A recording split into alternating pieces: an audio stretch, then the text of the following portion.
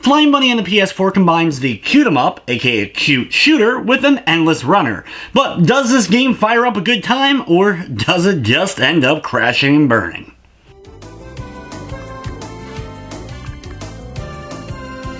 Flying Bunny is a cute shooter that has the same kind of grounded controls as a game like Flappy Bird. Basically, the only control over your character is holding in the X button to make your character move up and down, having to avoid obstacles and be able to fire at the enemies throughout each level. When you start the game, you'll pick from one of 3 different characters, and you'll be able to unlock plenty of more characters as you continue to play through the game. The characters provide you with different firing rates and different overall strength, as well as, of course, each one looks cute and different from one another.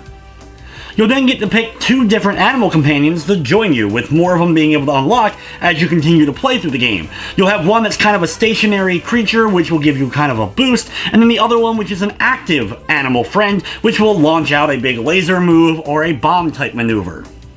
After selecting your animal companions, you'll then get to select items to bring along for the adventure, and these items can be something like an extra piece of health that once it's gone, you won't be able to refill it, as there are a few times where you'll get extra hearts throughout the course of the journey, as well as stuff like being able to resurrect. Once you've lost all your hearts, you'll come back with 1 health at your disposal.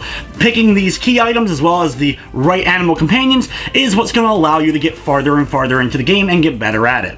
Once you get into the game though, it's an endless runner style, where the game never officially ends. You have each level broken up into 2 different parts, starting off with like 1-1, going into 1-2 at the end you'll fight a boss, and then move on to 2-1, and so on and so forth, with your goal to see how long you're able to last, see how many levels you're able to get through, and of course see how high of a score you're able to rack up. The weirdest thing to get used to in this game is just the way you're able to fire at enemies. You have no direct control over your attacks. Basically, you have to pick up giant candies or strings of candy in a row, and then you'll fill up your attack bar. As the bar depletes, your character will automatically fire at whatever's in front of them, and that's how you're able to attack whatever's coming towards you, as well as defeat the boss characters at the end of every second level.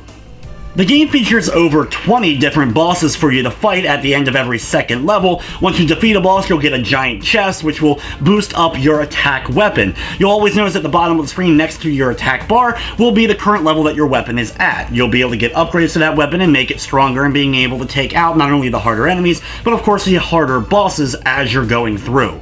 And once you end up dying and game overing though, that's the end of your run, and you'll have to start the game back over from level 1. Flying Bunny is the kind of game that feels much more suited on a mobile device than necessarily on the PS4. It does have some bursts of fun, and I have to say it has a really catchy soundtrack. I also applaud, as I've played a lot of these kind of like mobile-like games being moved over to the PS4, and feel like this one at least offers a bunch of unlockables and a few other things to make the game more interesting than some of the other ones I played in recent months. From the technical side of things, the game ran smoothly, and I didn't run into any major crashing or glitching of any sort. Flying Bunny is available for $7.99 on the PlayStation 4. It does not feature a full trophy list or a platinum.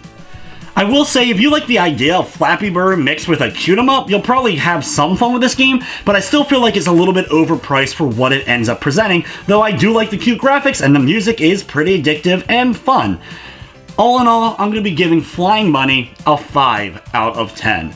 But anyway guys, that's going to wrap up this review. I'd like to thank you for watching, and of course I hope you enjoyed.